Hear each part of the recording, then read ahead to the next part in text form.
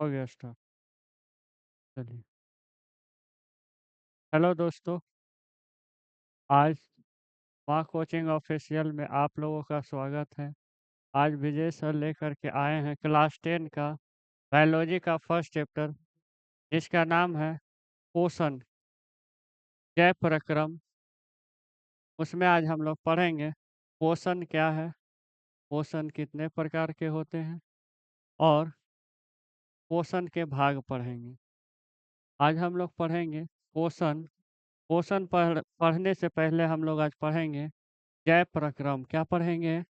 जय प्रक्रम किसे कहते हैं? तो जय प्रक्रम कहने का मतलब है कि वे सारी क्रियाएं होते हो, जैसे हम लोग खाना खाते हैं, पचता है, हम लोग सांस लेते हैं और उसके बाद हम लोग के भोजन करने के बाद बहुत सारा ऐसा पदार्थ होता है जो पसीने के द्वारा निकलता है। ये सब जो होता है हम लोग को शरीर का मेंटेन करता है। क्या करता है? मेंटेन करता है। वही है जय प्रक्रम का परिभाषा है कि वे सारी क्रियाएं जिनके द्वारा जीव का क्या होता हो? अनुरक्षण होता हो, यानी मेंटेन होता हो। क्या होना होता है? मेंटेन होता हो, उसे क्या कहते हैं? जय प्रक्रम। क्या कहते हैं? जय प्रक्रम कहलाती है। जैसे में पोषण क्या होता है? पोषण हम लोग खाना खाते हैं, ये क्या है? जय प्रक्रम का ही भाग है। क्या है? जय प्रक्रम का ही भाग है। पोषण के बाद आता है श्वसन। क्या आता है? श्वसन हम लोग सांस लेते हैं, ऑक्सीजन लेते हैं, ये क्या कहलाता है? जय प्रक्रम का ही भाग है। फिर आता है उत्सर्जन। क्या आता है? उत्सर्जन। जैसे हम लोग खाना खाएं, बहुत सारा ऐसा पदार्थ है जो उत्सर्जन होता है, पसीना के द्वारा हम लोग के शरीर से बाहर निकलता है, ये सब क्या कहलाता है? उत्सर्जन। फिर आता है परिवहन। परिवहन मतलब एक जगह से दूसरे जगह ले करके जाना, क्या कहलाता है? परिवहन।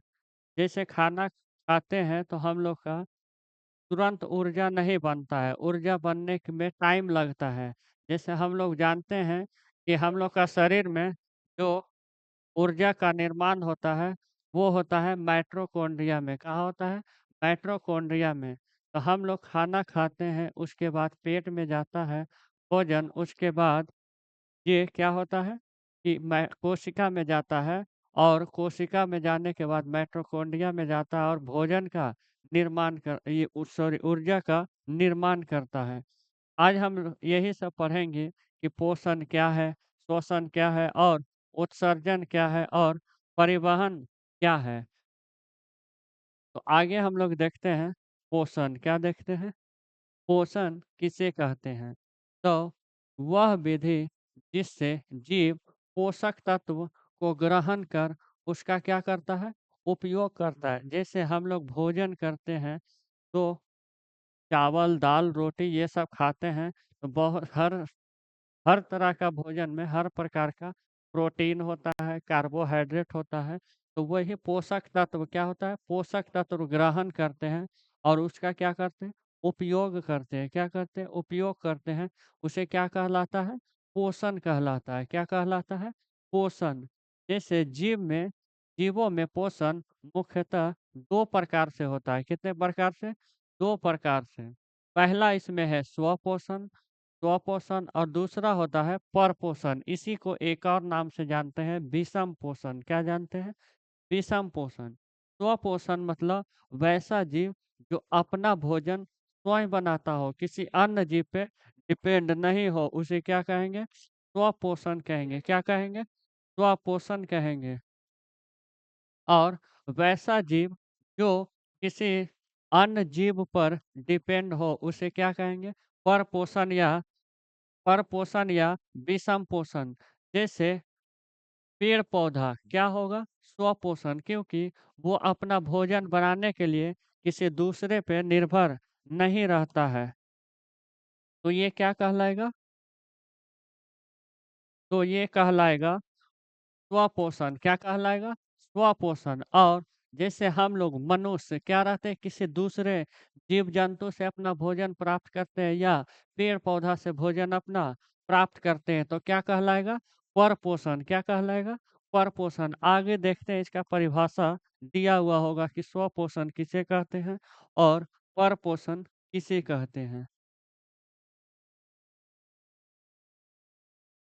तो इस प्रकार के पोषण में जीव भोजन के लिए अन्य जीव पर निर्भर न रहकर अपना भोजन क्या करता है? स्वयं संश्लेषित करता है या स्वयं बनाता है। उसे क्या कहते हैं? स्वपोषण। क्या कहते हैं? स्वपोषण। क्या कहते हैं उसे? स्वपोषण। जैसे उदाहरण दिया हुआ है हरे पेड़-पौधा। क्या दिया हुआ है? हरे पेड़-पौधा, जितना भी पेड़-पौधा है, वो अपना भोजन स्वयं बनाता है। किसी दूसरे जीव पर या किसी दूसरे पेड़-पौधे पे निर्भर नहीं रहता है, उसे क्या कहते हैं? स्वपोषण। आगे देखते हैं कि परपोषण या इसी को बोलते हैं और इसी में है स्वपोषण, लेकिन कहीं-कहीं क्वेश्चन रहेगा कि स्वपोषी किसे कहते हैं? क्या कहते हैं? स्वपोषी किसे कहते हैं? देखिए स्वपोषी किसे कहते हैं? तो पोषण की वैसी विधि जिसमें जीव अपना भोजन स्वयं बनाते हैं, उसे स्वपोषण तो कहते हैं, लेकिन जो वो जीव होता है, उसे क्या कहते हैं? स्वपोषी कहते हैं। क्या कहते हैं उसे? स्वपोषी कहते हैं। आप लोग से क्वेश्चन रहेगा कि स्वपोषी किसे कहते हैं? तो बोलना है कि वह वैसा जीव जो अपना भोजन स्वयं बनाते हैं, किसी अन्य जीव पर निर्भर नहीं रहता है ले और वह जीव जो जीव स्वयं अपना भोजन बना रहा है, उसी वही जीव को हम बोलते हैं स्वपोषी। क्या बोलते हैं? स्वपोषी। तो इसमें उदाहरण आप लोग क्या दे दीजिएगा? हरे पेड़-पौधा। क्या बोलिएगा? हरे पेड़-पौधा जो होता है स्वपोषी होता है। क्या होता है? स्वपोषी होता है क्योंकि वह अपना भोजन स्वयं बनाता है, किसी दूसरे जीव पर निर्भर नहीं रहता है। आगे पॉइंट बना हुआ है कि सभी हरे पौधे स्वपोषी होते हैं क्योंकि वो अपना भोजन स्वयं बनाते हैं, किसी दूसरे जीव पर निर्भर नहीं रहते हैं। इन पौधों में एक प्रकार की रचना होती है जिसका नाम है हरित लवक। उसी को बोलते हैं क्लोरोप्लास्ट। क्या बोलते हैं? क्लोरोप्लास्ट पाई जाती है और क्लोरोप्लास्ट में ही हरे रंग का एक वर्णक होता है। हरे रंग का एक वर्णक होता है जिसे बोलते हैं वर्णहरित या उसी को बोलते हैं क्लोरोफिल। क्या कहते हैं? क्लोरोफिल। क्लोरोफिल पाया जाता है और यही जो क्लोरोफिल के ही कारण पेड़-पौधा का जो पत्ती होता है, वो हरा रंग का होता है। कैसा होता है? हरा रंग का। आपसे ऑब्जेक्टिव में ये क्वेश्चन रहेगा कि पेड़-पौधे का जो पत्ती होता है, हरा रंग किसके कारण होता है? तो क्या बताइएगा? क्लोरोफिल के कारण। किसके कारण? क्लोरोफिल के कारण पेड़-पौधा का जो पत्ती होता है, हरा रंग का होता है। तो आपसे पूछेगा कि स्वपोषण किसे कहते हैं या स्वपोषी किसे कहते हैं, तो आप बता सकते हैं। आगे हम लोग पढ़ते हैं परपोषण। क्या पढ़ते हैं? परपोषण। इसी का एक और नाम है विषमपोषी। क्या नाम है? विषमपोषी। विषमपोषी। विषमपोषी या परपोषी। विषमपोषी या परपोषी किसे कहते हैं? तो इस प्रकार के जो पोषण करता है, इस प्रकार के जो पोषण में जीव स्वयं भोजन संश्लेषित ना करके अपने भोजन के लिए अन्य जीव पर क्या रहता है? अन्य जीव पर निर्भर रहता है। जैसे मनुष्य, मनुष्य जो है अपना भोजन स्वयं नहीं बनाता है, वो किसी जीव पर या किसी पेड़-पौधा से अपना भोजन ग्रहण करता है। इसी में बहुत सारा बोलता है महिला लोग कि खाना, सब्ज़ी जो है हम खुद बनाते हैं। तो ये क्या स्वयंपोषी होगा? नहीं होगा क्योंकि खाना बना रहे हैं इसमें आलू, बैंगन, टमाटर और दाल जो है किसी हम पेड़-पौधा से ही वो प्राप्त कर रहे हैं, खुद से नहीं बना रहे हैं। तो वो ये क्या होगा? परपोषी होगा। क्या होगा हम लोग? परपोषी होंगे। परपोषी होंगे। जैसे इसमें उदाहरण दिया हुआ है मनुष्य, मनुष्य किस में आएगा? परपोषण में आएगा। जानवर किस में आएगा? परपोषण में आएगा। कीड़े-मकोड़े ये सब किस में आएगा? परपोषण में आएगा। किस में आएगा? परपोषण या इसी को बोलते हैं विषम पोषण। क्या बोलते हैं? विषम पोषण। आपसे पूछेगा कि परपोषण या विषम पोषण किसे कहते हैं, तो इसका परिभाषा होगा कि इन प्रकार के जो पोषण होते हैं, उसमें जीव अपना भोजन स्वयं नहीं बनाकर किसी अन्य जीव पर या किसी अन्य पेड़-पौधे पर निर्भर रहता है। उसे क्या कहते हैं? परपोषी। क्या कहते हैं? परपोषण या परपोषी। और जो जीव परपोषण करता है, उसी को हम लोग बोलते हैं परपोषी। क्या बोलते हैं? परपोषी। जैसे इसमें दिया हुआ है, पोषण की वैसी विधि जिसमें जीव अपना भोजन स्वयं नहीं बनाते बल्कि किसी दूसरे जीव पर निर्भर रहते हैं, उसे तो हम लोग परपोषण कहते हैं। लेकिन वो जो जीव होता है, उसी को हम लोग क्या बोलते हैं? परपोषी। क्या बोलते हैं? परपोषी। जैसे परपोषण का कौन होगा उदाहरण? मनुष्य होगा। लेकिन जो मनुष्य हुआ, यही क्या कहलाएगा? परपोषी। क्या कहलाएगा? परपोषी। जानवर जो हुआ, ये क्या कहलाएगा? परपोषी। कीड़े-मकोड़े जो होते हैं, ये क्या कहलाएगा? परपोषी। क्या कहलाएगा? परपोषी। तो परपोषी कहेगा या परपोषण कहेगा या विषम पोषण, ये सब का परिभाषा आप लोग बता सकते हैं। आगे हम लोग देखते हैं कि परपोषण जो होता है, मुख्यतः 3 प्रकार के होते हैं। कितने प्रकार के होते हैं? 3 प्रकार के। जिसमें पहला दिया हुआ है मृतजीवी। क्या दिया हुआ है? मृतजीवी। फिर दिया हुआ है परजीवी। क्या दिया हुआ है? परजीवी। और फिर थर्ड वाला जो है, तीसरा है जो जिसका नाम है प्राणी संपोषण। क्या है? प्राणी संपोषण। पहले हम लोग पढ़ेंगे कि मृतजीवी किसे कहते हैं। मृतजीवी किसे कहते हैं? तो मृतजीवी का आपको परिभाषा दिया होगा इसमें कि इस प्रकार के जो पोषण में जीव जो होते हैं, मृत जीव पर, किस पे? मृत जंतुओं पर।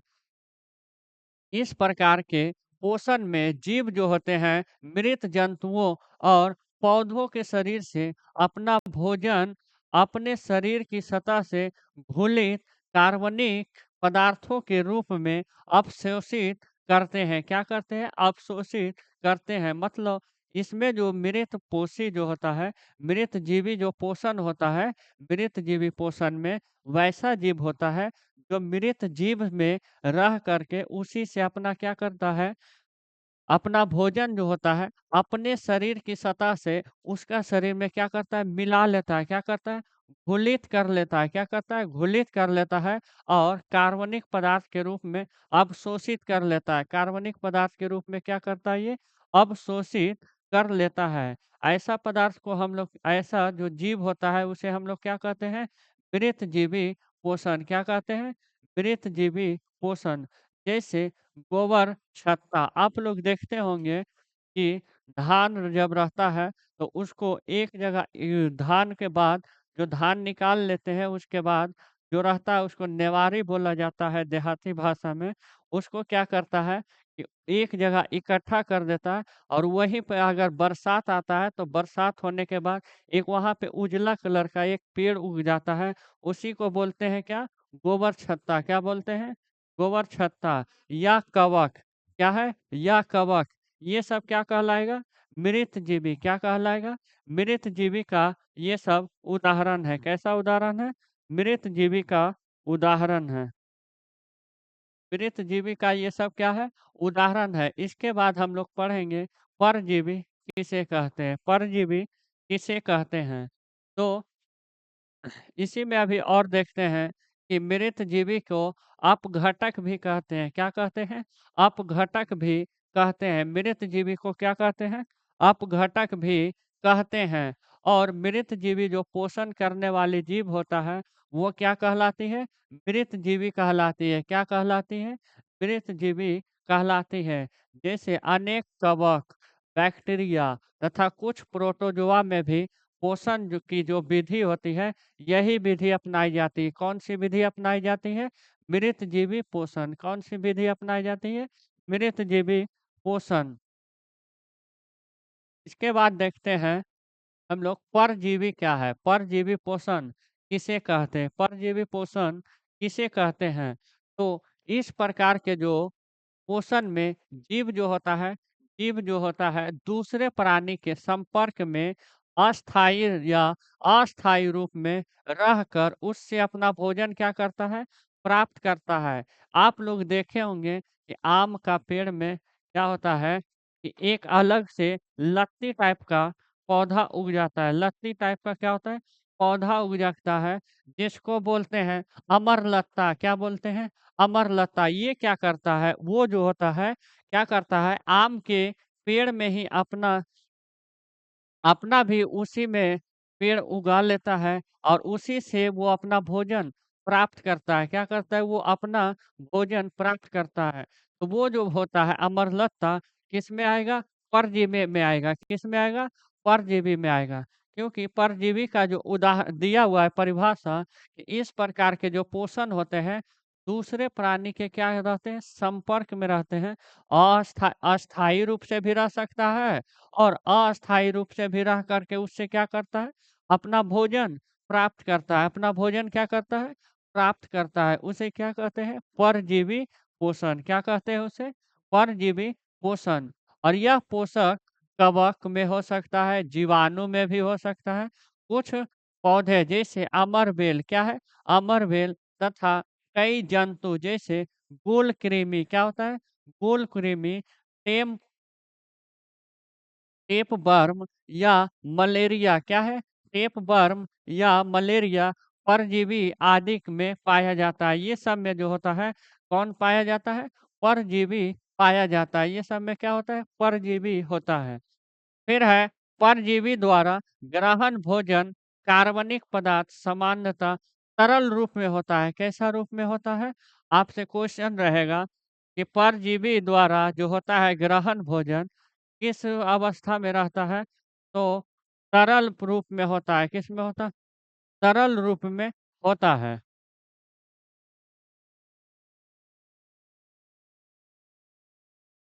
परजीवी के बाद आते हैं हम लोग परपोषण क्या सॉरी प्राणी संपोषण क्या आते हैं? प्राणी संपोषण किसे कहते हैं? प्राणी संपोषण किसे कहते हैं? वैसा पोषण जिसमें वैसा पोषण जिसमें प्राणी अपना भोजन ठोस या तरल के रूप में ठोस या तरल के रूप में जंतुओं के भोजन ग्रहण करने की विधि द्वारा ग्रहण करते हैं। क्या करते हैं? वैसा पोषण जिसमें प्राणी क्या करता है? अपना भोजन ठोस के रूप में या तरल के रूप में जंतुओं के भोजन ग्रहण करने की विधि द्वारा क्या करता है? ग्रहण करता है। ये क्या कहलाता है? प्राणी सम पोषण कहलाता है। क्या कहलाता है? प्राणी सम पोषण। इस प्रकार के पोषण में समानता जंतुओं में पाया जाता है। किसमें ये पाया जाता है? जंतुओं में। ये किसमें पाया जाता है? जंतुओं में। जैसे मेढक, मनुष्य, गाय, बकरी ये सब में जो होता है कौन-सा पोषण होता है? तो प्राणी संपोषण होता है। क्या होता है? प्राणी संपोषण होता है। प्राणी संपोषण करने वाले जितने भी जीव होते हैं, उसे प्राणी समभोजी कहते हैं। क्या कहते हैं? प्राणी समभोजी कहलाते हैं। आप लोग से ये ऑब्जेक्टिव में भी पूछा जाएगा क्वेश्चन कि प्राणी संपोषण करने वाले जो जीव होते हैं, उसे क्या कहते हैं? तो आप लोग क्या बताइएगा? प्राणी समभोजी क्या कहलाएगा? क्या कहलाएगा? प्राणी समभोजी क्या कहलाएगा? प्राणी समभोजी कहलाएगा। अमीबा में या पैरामीशियम में क्या होता है? प्राणी संपोषण ही पाया जाता है। अमीबा में भी क्या पाया जाता है? प्राणी संपोषण। अमीबा में भी क्या पाया जाता है? प्राणी संपोषण पाया जाता है। अमीबा या पैरामीशियम में भी प्राणी संपोषण प पाया जाता है।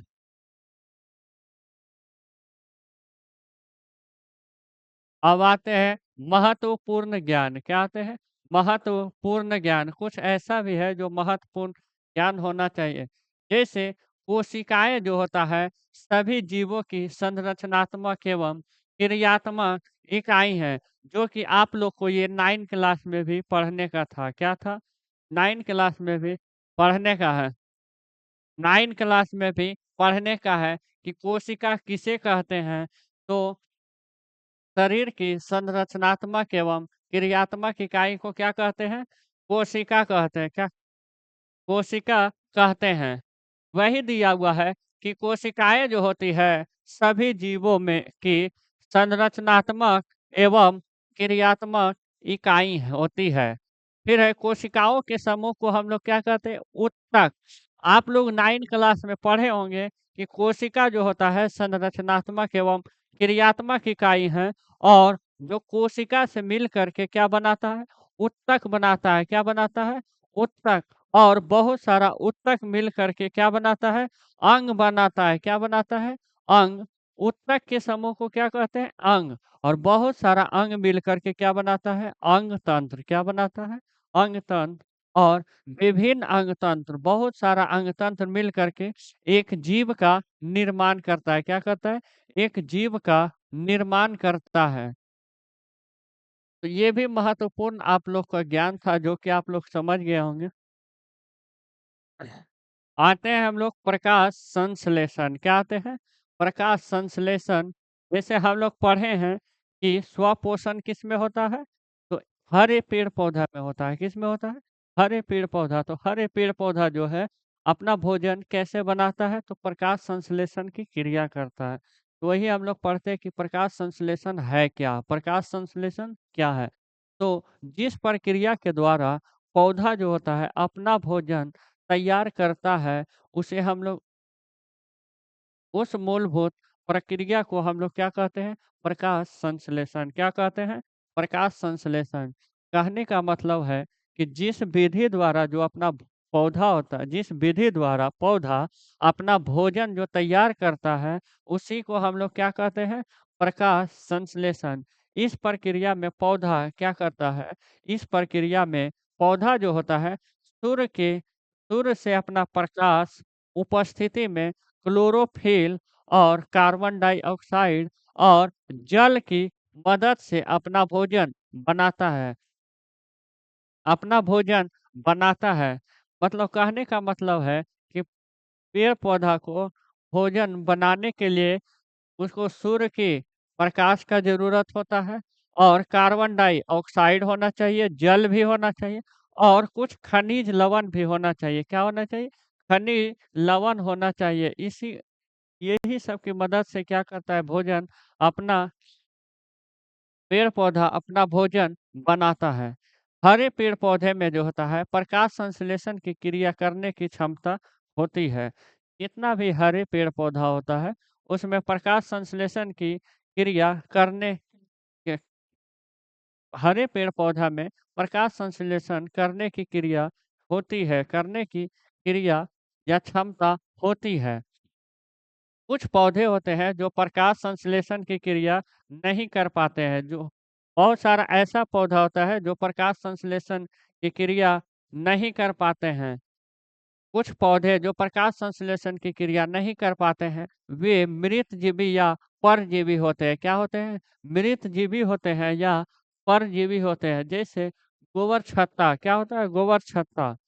गोबर छत्ता पेड़-पौधा है, लेकिन वो प्रकाश संश्लेषण से अपना भोजन नहीं बनाता है। वो किस विधि द्वारा बनाता है? मृतजीवी द्वारा। किस जीवी द्वारा बनाता है? मृतजीवी। परजीवी क्या होता है? परजीवी जो है, वो भी पेड़-पौधा में ही रहता है। पेड़-पौधा वो खुद नहीं बनाता है। किसी अन्य पेड़-पौधा में वो अपना अपना जो होता है तैयारी कर लेता है। अमरबेल का पौधा जैसे में अमरबेल का पौधा जो होता है, अमरबेल का पौधा वो क्या करता है आम के पेड़ की टहनी में वो अपना बना लेता है। जैसे अब आते हैं प्रकाश संश्लेषण की क्रिया करने के लिए आवश्यक कच्ची सामग्री। अभी हम लोग बात किए थे कि क्या-क्या आवश्यकता होता है प्रकाश संश्लेषण करने के लिए। तो उसे ज़रूरी है सूर्य का प्रकाश, कार्बन डाइऑक्साइड और पर्णहरित या क्लोरोफिल और या जल होना चाहिए या खनिज लवण होना चाहिए। ये 4 पदार्थ रहेगा, तभी पेड़-पौधा प्रकाश संश्लेषण की क्रिया करेगा। अगर नहीं रहेगा तो प्रकाश संश्लेषण की क्रिया नहीं कर पाएगा।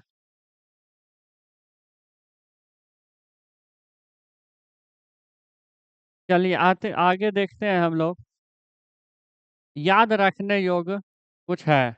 जैसे प्रकाश संश्लेषण जो होता है, एक प्रकाशीय रासायनिक अभिक्रिया। आपसे ऑब्जेक्टिव क्वेश्चन रहेगा कि प्रकाश संश्लेषण जो होता है, वह कैसी रासायनिक अभिक्रिया है?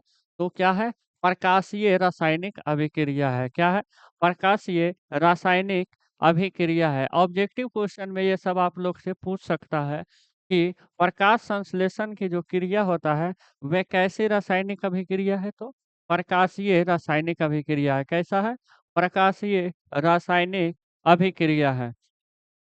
प्रकाश संश्लेषण में विकिरण ऊर्जा को क्या करता है? रासायनिक ऊर्जा में बदल देता है। प्रकाश संश्लेषण में जो होता है, सूर्य से प्रकाश लिया, उसको वो क्या करता है? रासायनिक ऊर्जा में बदल देता है। किसमें बदल देता है? विकिरण ऊर्जा से रासायनिक ऊर्जा में बदल देता है। फिर प्रकाश संश्लेषण के दौरान बना भोजन, जो प्रकाश संश्लेषण के दौरान पेड़-पौधा अपना भोजन बनाता है, उसको स्टार्च के रूप में या मंड के रूप में वो क्या करता है? संचित कर लेता है, मतलब स्टोर करके रख लेता है। क्या करता है? स्टोर करके रख लेता है। ये भी आप लोग से ऑब्जेक्टिव में क्वेश्चन आ सकता है कि प्रकाश संश्लेषण के दौरान जो भोजन बनता है, वो क्या कहलाता है या कहाँ संचित करके रखता है? तो स्टार्च के रूप में या मंड के रूप में, स्टार्च या मंड के रूप में। फिर है प्रकाश संश्लेषण में उत्पाद के रूप में ऑक्सीजन बनता है। क्या बनता है? ऑक्सीजन, मतलब रासायनिक अभिक्रिया आप लोग पढ़े होंगे कि रासायनिक अभिक्रिया करने के बाद जो पदार्थ बनता है उसे क्या कहते हैं? उत्पाद। क्या कहते हैं उसे? उत्पाद। तो वही कह रहा है कि रासायनिक अभिक्रिया के बाद जो उत्पाद बनते हैं, वो क्या हो उत्पाद जो होता है वो क्या होता है? ऑक्सीजन। रासायनिक अभिक्रिया करने के बाद पेड़ पौधा ऑक्सीजन छोड़ता है और ग्रहण क्या करता है? तो कार्बन डाइऑक्साइड ग्रहण करता है। क्या ग्रहण करता है? Carbon dioxide. अब आते हैं, प्रकाश संश्लेषण की क्रिया केवल दिन में ही होती है, रात में नहीं होती है। प्रकाश संश्लेषण की जो क्रिया होती है, वो कब होती है? दिन में होती है। कब होती है? दिन में होती है, रात में नहीं होती है। रात में नहीं होती है। प्रकाश संश्लेषण की जो क्रिया होता है, केवल दिन में होता है, रात में नहीं होता है, रात में नहीं होता है।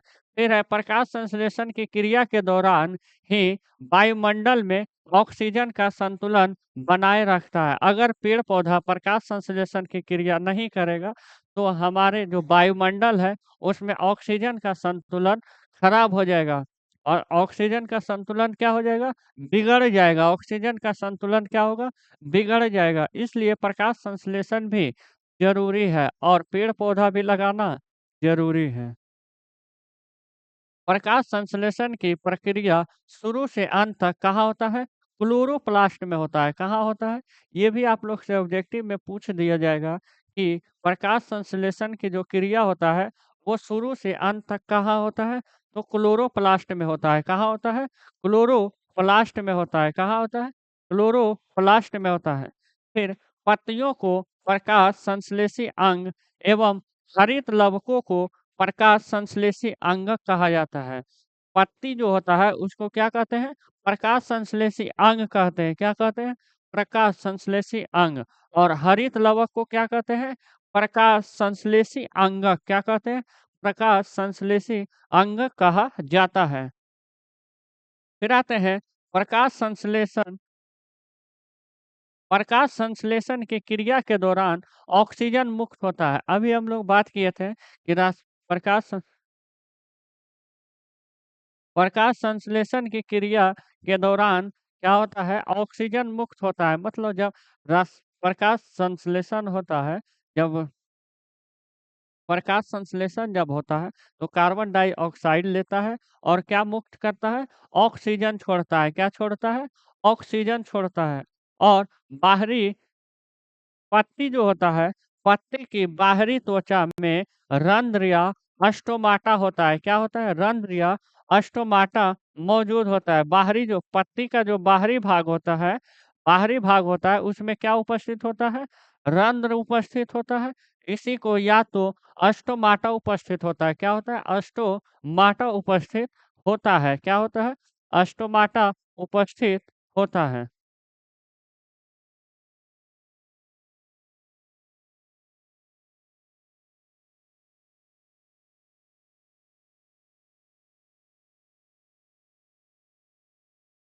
चलिए, इन्हीं रंध्र या स्टोमाटा के द्वारा क्या होता है, CO2 ग्रहण करता है और ऑक्सीजन छोड़ता है। क्या करता है? ऑक्सीजन छोड़ता है। जो स्टोमाटा होता है पेड़-पौधे के बाहरी भाग में जो होता है स्टोमाटा, वो क्या करता है वो क्या करता है कि कार्बन डाइऑक्साइड को ग्रहण करता है और ऑक्सीजन को क्या करता है? छोड़ता है। ऑक्सीजन को क्या करता है? छोड़ता है। अब आते हैं कि प्रकाश संश्लेषण प्रक्रिया में पौधों का रंग उतना महत्व नहीं रखता है, केवल उनकी पत्तियों में क्लोरोफिल होना चाहिए। क्या होना चाहिए? पत्तियों में क्लोरोफिल होना चाहिए। कहने का मतलब है कि प्रकाश संश्लेषण प्रक्रिया में पौधों का रंग उतना महत्व नहीं रखता है। क्या है? पौधों का रंग उतना महत्व नहीं रखता है, केवल उसके पत्ती जो हो उसमें क्लोरोफिल होना चाहिए। क्लोरोफिल होना चाहिए तभी पेड़-पौधा में क्या होगा? प्रकाश संश्लेषण की क्रिया होगा। प्रकाश संश्लेषण की क्रिया होगा। अगर पेड़-पौधा के पत्ती भाग में अगर क्लोरोफिल नहीं रहेगा, तो उसमें प्रकाश संश्लेषण की क्रिया नहीं होगा। क्लोरोफिल जो होता है अणुओं को प्रकाश संश्लेषी इकाई कहते हैं। क्या कहते हैं? क्लोरोफिल अणुओं को क्या कहते हैं? प्रकाश संश्लेषी इकाई कहते हैं। क्या कहते हैं? प्रकाश संश्लेषी इकाई कहते हैं। फिर है प्रकाश संश्लेषण की क्रिया 2 चरणों में होती है। कितने चरणों में होती है? 2 चरणों में। पहला चरण का नाम है प्रकाशीय अभिक्रिया। क्या है? प्रकाशीय अभिक्रिया और दूसरा चरण है अप्रकाशीय अभिक्रिया। अप्रकाशीय अभिक्रिया। अब आते हैं आगे हम लोग बात करेंगे प्रकाशीय अभिक्रिया किसे कहते हैं और अप्रकाशीय अभिक्रिया किसे कहते हैं। उससे पहले हम लोग बात करेंगे अमीबा। क्या है? अमीबा। अमीबा क्या है? अमीबा क्या है? चलिए अमीबा के बारे में बात करते हैं। अमीबा जो है एक एक प्रकार का प्राणी संपोषण जीव है। अभी हम लोग बात किए थे कुछ देर पहले कि अमीबा जो है प्राणी संपोषण जीव है। कैसा जीव है ये? प्राणी संपोषण जीव है। यह जो है मृदु जलीय है, एक कोशिकीय है और इसका जो आकार होता है अनिश्चित होता है। कैसा होता है? अनिश्चित होता है। इसका आकार हमेशा बदलते रहता है। क्या होते रहता है? बदलते रहता है और इस ये जो है अमीबा जो है एक कोशिका का बना हुआ है। कैसा बना हुआ है? एक कोशिका का बना हुआ है। इसका जो आकार है उत्पादों के बनने और बिगड़ने के कारण क्या होते रहता है? बदलते रहता है। क्या होते रहता है? बदलते रहता है। यही आपका अमीबा है, ये जो निकला हुआ है, यही जो इसका आकार बदलते रहता है, जिसके कारण से जिसके कारण से ये क्या होते रहता है, इसका आकार बिगड़ते रहता है। ये जो है, ये हमेशा बदलते रहता है। क्या होते रहता है? बदलते रहता है, जिसके कारण से इसका आकार क्या होते रहता है? बदलते रहता है। और ये जो है, कूट-पादों के ही मदद से क्या करता है? भोजन ग्रहण करता है। क्या करता है? भोजन ग्रहण करता है। ऑब्जेक्टिव में आप लोग से क्वेश्चन रहेगा कि अमीबा जो है, अपना भोजन कैसे ग्रहण करता है? तो कूट-पादों की मदद से, किसके मदद से? कूट-पादों की मदद से, किसके मदद से? कूट-पादों की मदद से ये अपना भोजन ग्रहण करता है। और आते हैं इसी में बात करते हैं अभी अमीबा के ही बारे में बात करेंगे कि अमीबा का जो भोजन है, शैवालों के छोटे-छोटे टुकड़े जैसे बैक्टीरिया, डाइटम, अन्य छोटे-छोटे एककोशिकीय जीव तथा मृत कार्बनिक पदार्थ के छोटे-छोटे टुकड़े इत्यादि हैं।